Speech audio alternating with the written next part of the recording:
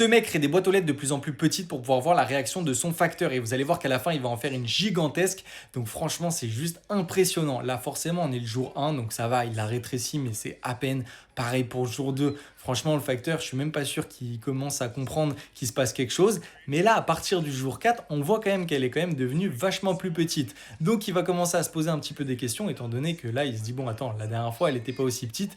Et au jour 7, regardez, là, il commence à filmer le facteur tellement il est choqué. Donc là, il va commencer à récupérer le courrier et surtout déposer le nouveau. Mais là, il va du coup passer au jour 8. Et alors là, franchement, ça devient déjà très petit. Je ne sais pas comment ils arrivent à rentrer des lettres. Mais jour 12, regardez la taille.